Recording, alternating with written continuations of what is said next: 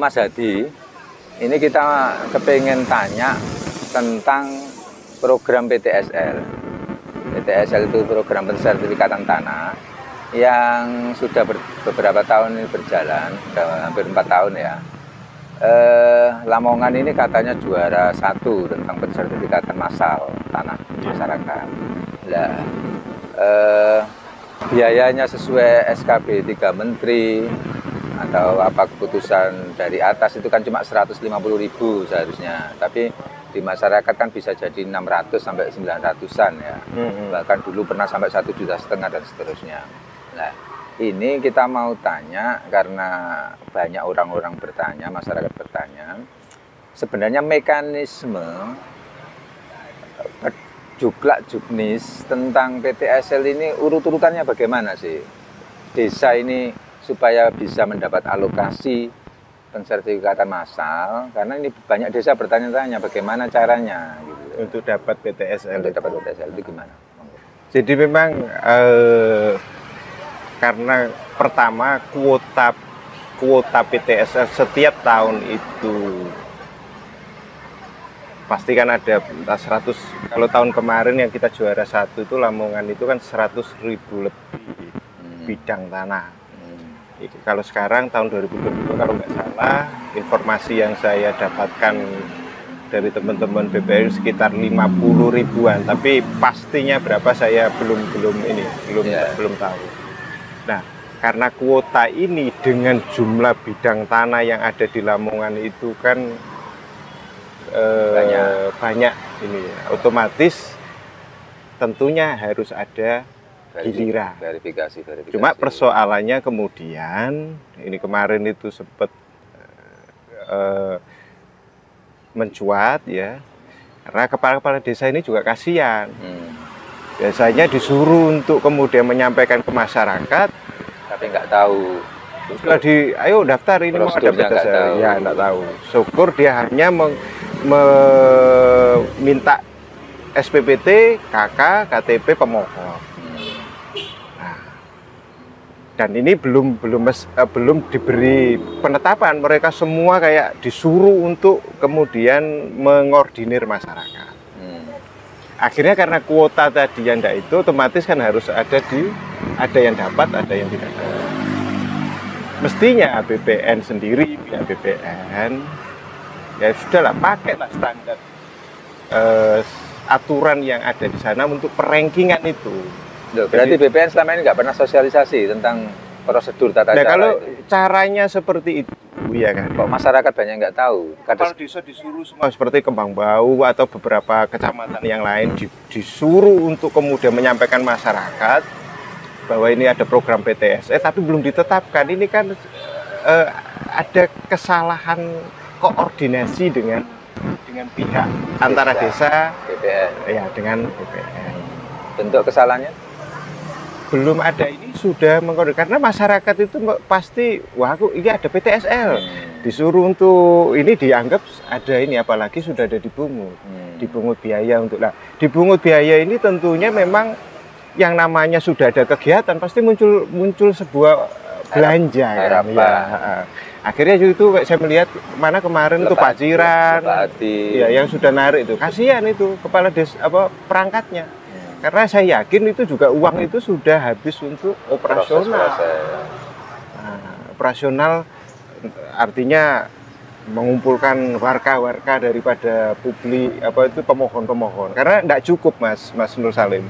Untuk permohonan di PTSL itu tetap harus melampirkan C-Desa. Karena SPPT itu itu salah satu untuk menunjang nanti. Menunjang untuk warganya, bukti kepemilikan. Untuk menetapkan nanti kan warga itu ini siapa yang berhak. Berarti mekanismenya itu yang pertama pihak desa mengajukan permohonan kepada BPN. Seharusnya BPN ini menetapkan dulu. Ini desa ini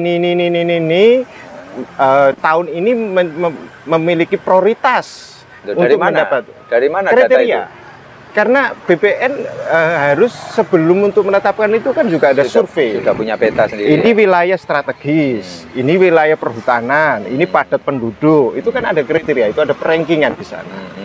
Nah, berarti BPN yang harus menunjukkan dulu prioritasnya mestinya. Ini daerah ini. Gitu. Walaupun BPN belum mendapatkan kuota dari kementerian. Misal contoh 50 atau 100.000 paling enggak itu sudah ada wilayah ini menjadi skala prioritas. Sehingga yang mengajukan biar enggak semua kecamatan gitu. Biar enggak terkesan kayak sekarang disi-disian. Betul. Nah, ini yang kemudian menimbulkan nanti kesan-kesan yang tidak baik juga buat BPN. Berarti aturannya BPN menunjukkan peta prioritas dulu desa-desa mana untuk tahun kan ini. Kerja efektif kan begitu. Sehingga apa? Juga pemerintahan desa nanti ke masyarakat itu lambene gak dianggap apa? Awu-awu kan gitu. Nah, setelah BPN menunjukkan peta prioritas desa yang mau digarap. Iya. Terus desa ini kan disosialisasikan kan. Diberitahu kan, Anda termasuk prioritas sesuai peta kita. Iya. Setelah itu apa? Kemudian tadi mengumpulkan warga. Karena walaupun prioritas tapi ternyata desa itu tidak siap. Nah, tidak siap ini juga ditinggal kalau yang nggak siap. Ditinggal. Ganti yang ranking mana yang siap. Nah, bagaimana kriteria siap itu tentunya juga harus ada kejelasan. Artinya mungkin patok itu sudah ditancapkan. Karena biasanya rata-rata saya seperti di Gresik itu sering ketika pelaksanaan pengukuran itu terjadi konflik. Ini kan sebenarnya bisa diminimalisasi sebelumnya. Makanya Pokmas dibentuk Pokmas itu fungsinya untuk memobilisasi dan untuk mengkondisikan agar pada saat pelaksanaan itu tidak masuk daerah-daerah tanah-tanah yang berkonflik itu sudah bisa dipetakan. Oh ini konflik dulu jangan, tetap diukur sisi luar kalau nggak salah itu ya. Jadi kadang-kadang konflik itu kan macam-macam Mas. Ada konflik yuridis, ada konflik data fisik kan gitu. Setelah BPN mengetahui peta ini yang siap dan ini yang tidak siap, terus berarti yang siap kan harus ditetapkan. Ditetapkan dulu apa mengajukan permohonan dulu? Tadi kan ini diberitahu, kemudian disuruh memohon. Nah, memohon itu tadi kan sambil membawa warga-warga itu berkas-berkas yang ada itu. Apa saja permohonan itu yang harus dilengkapi oleh desa? Berkas apa saja? Yang jelas warka. Warka itu adalah bentuk alat bukti kepemilikan tanah. Bisa letter C desa, kemudian itu tadi SPPT. Oh, peta secara keseluruhan desa ya? Iya, data-data yuridis itu diajukan. Sama tadi syukur-syukur desa itu berinisiatif sudah, ayo kita patok dulu. Toh patok itu juga ikan ya penting. Agar rukun tetangga itu biar tidak terjadi konflik. Sering kan sekarang itu sudah dibangun tembok akhirnya bermasalah. Tujuan dari PTSL itu kan ya tidak hanya sekedar memberikan kepastian hukum tapi juga meminimalisasi konflik-konflik yang ada di publik urusan tanah. Nah, bentuk kesiapan desa biar dianggap BPN siap itu apa saja kira-kira di Juklak-Juknis itu? Yang pertama sudah bisa membentuk Pokmas, sudah bisa menginisiasi patok. Artinya siap itu kan segala sesuatunya itu sudah detail sesuai dengan persyaratan yang disyaratkan oleh BPN ketika harus mengikuti PTSL. Pengajuan desa ke BPN itu yang pertama desa harus mengajukan surat permohonan, dilampiri warka tadi, letter C atau apa, terus SPPT masing-masing bidang, jumlah yang dimintakan. Itu masuk warka itu tadi. Dimohonkan, KTP KK dan seterusnya. Setelah ini diajukan oleh desa, terus BPN ngapain? Menetapkan wilayah itu, artinya diverifikasi oleh BPN. Oh ya, ini kesiapannya sudah memenuhi persyaratan dan dia tadi masuk ranking skala prioritas daerah desa yang skala prioritas. Apakah desa mengajukan 1.000 bidang mesti disetujui 1.000 bidang? Kalau untuk itu tidak tentunya mesti ya? Karena sesuai jumlah kuota. Nunggu kuota ya. Tapi minimal kan begini. PTSL itu kan daerah keseluruhan. Artinya yang ranking 1 berapapun yang tadi ranking di skala prioritas ya, berapapun yang diajukan di sana ya harus dipenuhi. Karena memang PTSL itu harus keseluruhan. Baik tanah yang sudah bersertifikat itu kan dipetakan kembali.